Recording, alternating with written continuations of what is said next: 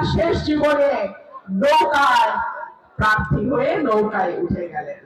আমার প্রিয় তারুয়া ইউনিয়নবাসী এবং মঞ্চে উপবিষ্ট ওলামা দলের এবং আশুগঞ্জের সম্মানিত নেতৃবৃন্দ, আসসালামু আলাইকুম।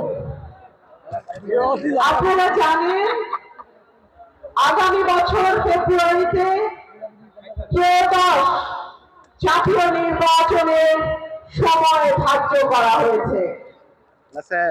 গত 17 বছর বাংলাদেশে 3টি নির্বাচন হয়েছে, 14, 18, 24 সালে, কিন্তু সেই নির্বাচনগুলোতে মানুষ ভোট দিতে পারে নাই।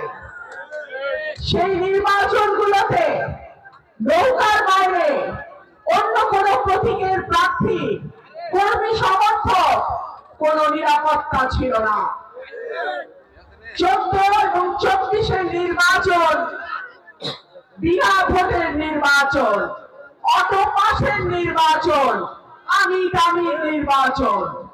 2018 সালে বিএনপি সহ অন্যান্য রাজনৈতিক দল যখন নির্বাচনে অংশগ্রহণ করে, তখন তাদের নেতা কর্মী সমর্থকদের উপরে সরকারি বাহিনীর মামলা হামলা এমন অবস্থা তৈরি করে যে মাঠে কেবলমাত্র আওয়ামী লীগ ছাড়া আর কোন দলের দাঁড়াবার কোন সুযোগ ছিল না।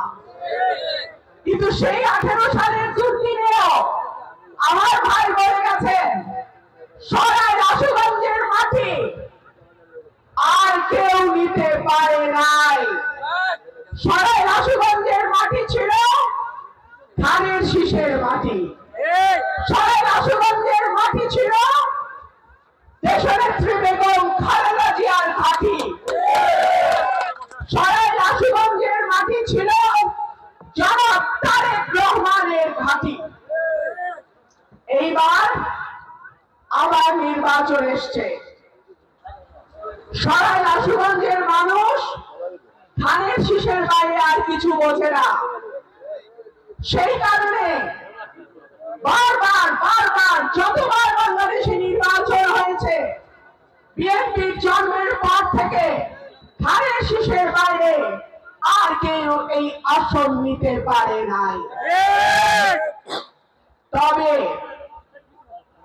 একবার ঝামেলা হয়েছিল 2001-এ, যখন ইসলামী ঐক্য জোটকে মনোনয়ন দেয়া হয়, তখন কিন্তু আপনারা ভোট দিয়েছিলেন। কিন্তু 2008-এ যখন আবারও ইসলামী ঐক্য জোটকে নবমনোনয়ন দেয়া হয়, তখন কিন্তু 1 থেকে 6-এর অভিজ্ঞতার পরে মানুষ আর 8 সালে জোটের প্রার্থীকে ভোট দেয় নাই। সেই যে এই আসন হাতছাড়া হইল, এরপরে 14 নির্বাচন বিএনপি অংশ নেয় নাই। 18 নির্বাচনে উকিল আব্দুল সাত্তার নির্বাচিত হইলেন বটে, কিন্তু তিনি তার শেষ জীবনে নৌকায় প্রার্থী হয়ে নৌকায় উঠে গেলেন।